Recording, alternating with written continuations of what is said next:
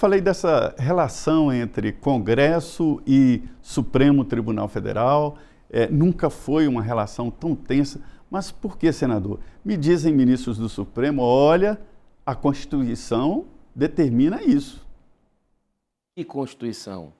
A de cada um deles ou a Constituição, a Carta Magna do Brasil de 88? Está muito claro ali para a gente, né? E até transcende um grupo de centro-direita, tem pessoas, senadores, inclusive, de outros espectros, que têm percebido, né, que não é de hoje, a gente tem visto isso, pelo menos desde que eu entrei em 2019, a gente percebe uma invasão de competência do Supremo Tribunal Federal, motivado por uma agenda política, ideológica, né, uma militância, o famoso ativismo. E eles querem legislar sobre aborto, né, o exemplo da atitude covarde do ministro Barroso, no apagar das luzes. Ele deixou o voto dele, né? O voto virtual, queria votação virtual, uma coisa macabra mesmo, né? Eu entrei, inclusive, com um pedido de impeachment dele, há 2 anos atrás, porque ele fez palestra no exterior sobre o tema, né, e votou, né, porque ele fez as drogas também da mesma forma da maconha. Peraí, senador, eu vou explicar aqui essa ideia. Sobre o aborto, o Congresso Nacional nunca decidiu, colocou em pauta e votou a descriminalização do aborto ou mudança nessas regras colocadas pelo ex-ministro da Saúde, José Serra, que é chamado o aborto legal, que em caso de estupro, risco de vida para a mãe e também o anencéfalo, né? Quando o Congresso não decide, senador, é uma decisão, né, de não mexer. Isso, é claro. E outra coisa... Parece estranho, quando não decide é uma decisão. Mas é uma forma, mas mesmo assim o Congresso avança. Nós temos alguns projetos, por exemplo, essa semana nós votamos 2 ou 3 já. Eu aprovei um projeto que é o Dia do Nascituro também, reconhecendo. É muito claro que a vida começa na concepção e a ciência mostra que são 2 vidas em jogo com o aborto. É o direito fundamental, a liberdade de nascer.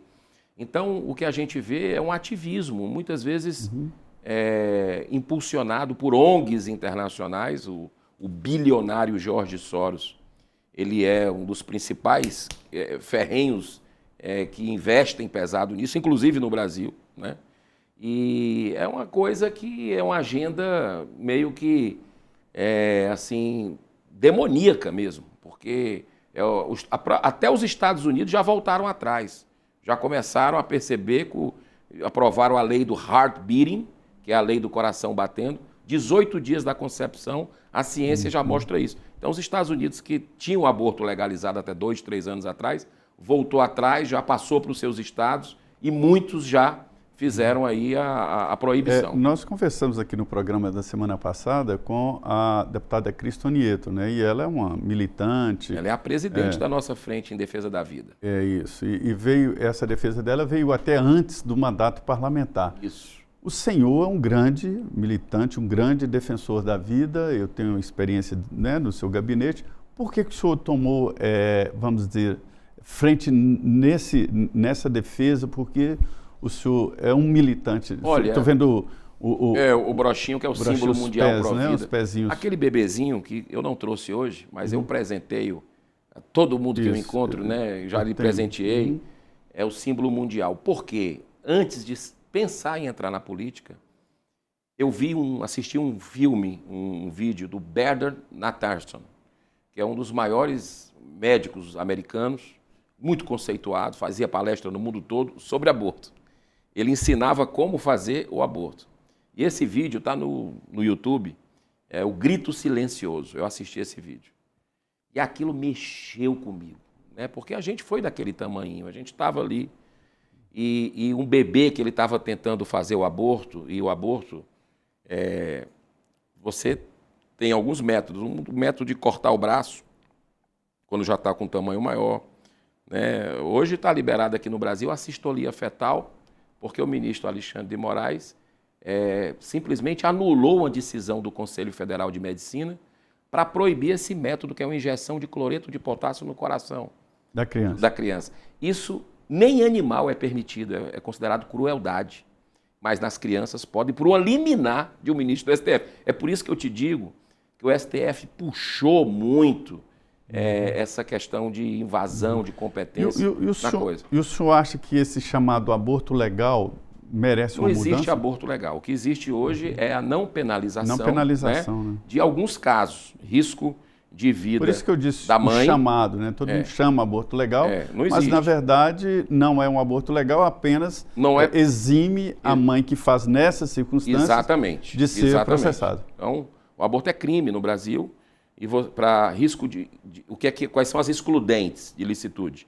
O risco de vida da mãe, né? Porque ela pode trazer outras vidas e tudo está no risco, ok?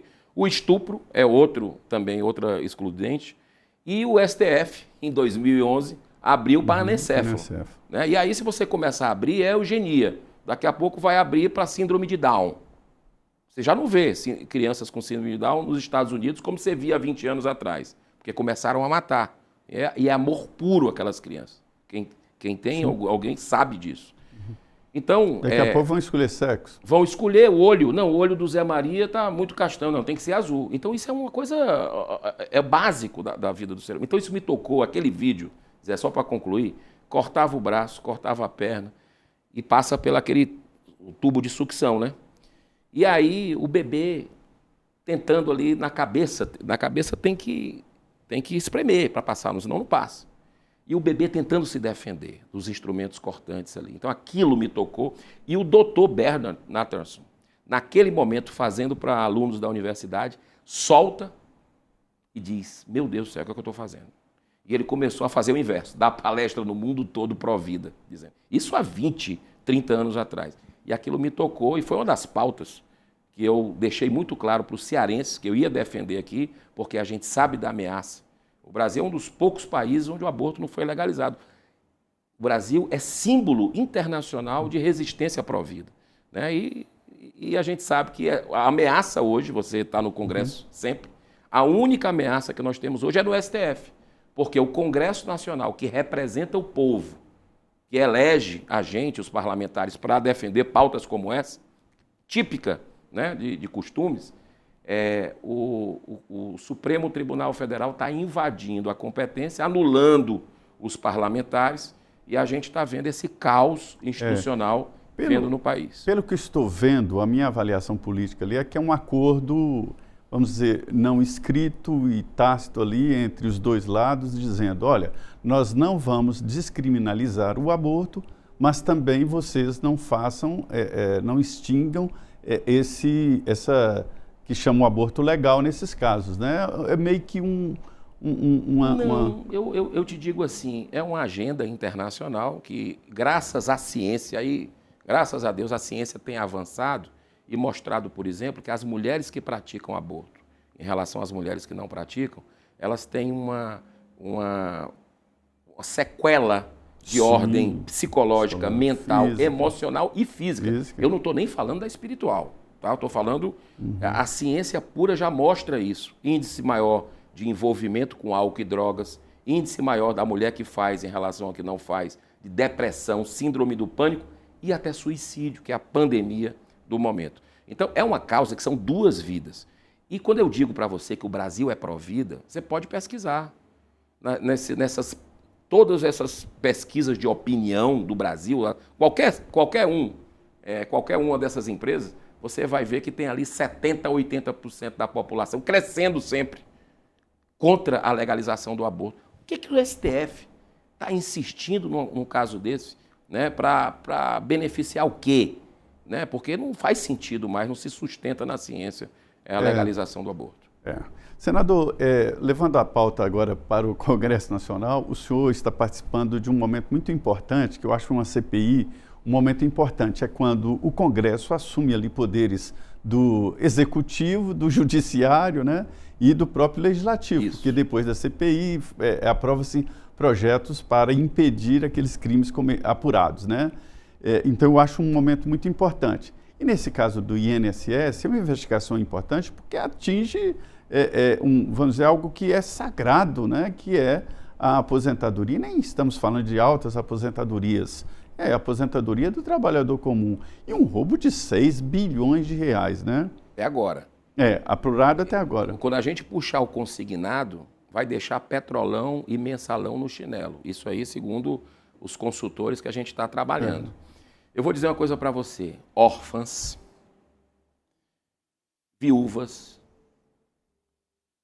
pensionistas, velhinhos, pessoas que precisam daquele dinheiro para comprar remédio, contribuíram a vida inteira, foram roubados. Mas não foram poucas, foram milhões de brasileiros. Por muito tempo. Por muito tempo.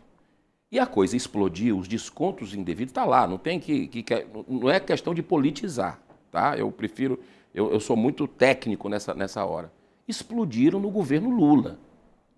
Coincidentemente, 2023 começou o governo Lula, se começou a formar sociedade de um com o outro, né, de gente que estava no INSS, começou as associações a descontarem lotes muito gigantes, né, de uma vez, de uma lapada, 200 mil pessoas sendo descontadas, né, começou a se tirar travas de segurança que vinha do governo anterior, travas de segurança para revalidação, para tudo, MPs que nós votamos, e aí se abriu a porteira, como diz o negócio, entendeu? Então nós estamos vendo algo que é de partir o coração, né? Essa questão do roubo do INSS, são bilhões, como você falou, que vai atingir aí dezenas de bilhões de reais, e a gente percebe uma crueldade muito grande com essas pessoas menos favorecidas da sociedade. Eu acredito, sabe, Zé, assim, que nós vamos chegar em gente poderosa.